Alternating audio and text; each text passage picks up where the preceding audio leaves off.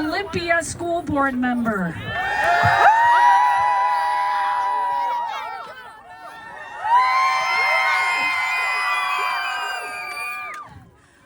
So I used to teach 8th grade, so I don't even know if I need a mic. I can project. Hi, everyone. I want to share a little bit of the story of Olympia as a school board member.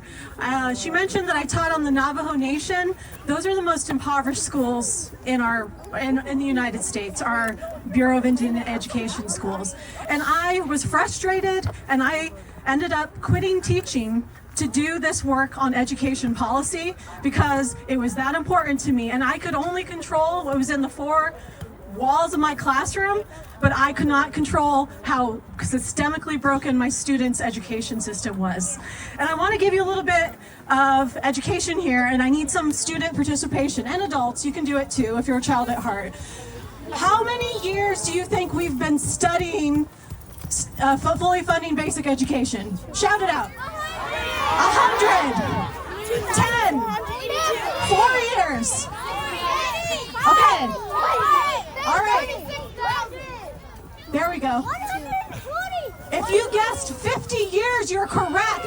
The first report that was done was called the Miller Report in 1975, and here we are in 2025 asking for the same thing over and over again. The legislature is done studying this problem, and I'm saying this as an educator. We've had enough study. We've adjusted our rates for inflation, and we know we're not fulfilling our constitutional right to education. Here's another thing that I want the student participation in. Raise your hand if you are a person who considers yourself a person of color. If you're African American, Hispanic, Asian, Native American, Pacific Islander. You are going to be more likely to attend a school with less resources just because of who you are. Is that fair? No? Raise your hand if you live in poverty or have lived in poverty. I was homeless most of my life. Raise your hand. If you attend a school that is impacted by poverty, you're going to get less of an education from our state, and our state is accepting that. Now I got one more participation thing. Raise your hand if you or someone you know is a student with a disability. My daughter has a disability. I do too. Okay. If you are an adult, put your hand down. Okay. If you, trying to do a hue and graph here. The students, if you still have your hands up, if you're in 5th grade, put your hand down. Okay, let's start over again. We're gonna make a graph. Here we go. I gave bad directions. Bad teacher moment, so we relearn, okay?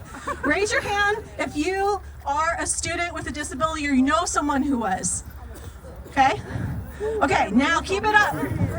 Put your hand down if you're in 5th grade. Put your hand down if you got brown hair. Okay, do you see these things are kind of arbitrary? Arbitrary means that things don't make sense, that they're random. We have a special education cap that says for students that qualify for special education, the state, right over there in that big rotunda, will only pay a certain percentage of it, and everything else is not paid for. Was that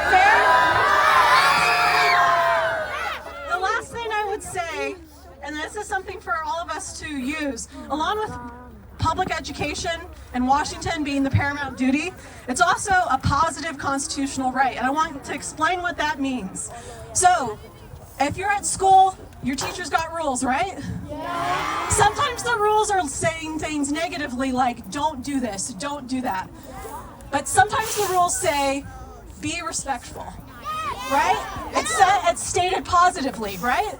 So in Washington State, in the McCleary decision, so the legislature didn't fund the rotunda over there, the Supreme Court over there wrote the McCleary decision, and they said that our constitutional right to public education is a positive constitutional right. It doesn't restrain action, it compels action, it demands action. Yeah. I have a quote. It said, the Supreme Court said, where the court is concerned not whether the state has done too much, but whether the state has done enough. Positive constitutional rights do not restrain government action, they require it. Yeah. They require it. I want you to think through how it felt putting down your hands and feeling how weird and arbitrary that was, that word, that wasn't fair. And I want you to be able to tell your legislators that it is important that every single student, no matter where they live, what race they are, whether they are poor or rich, gets a public education, okay?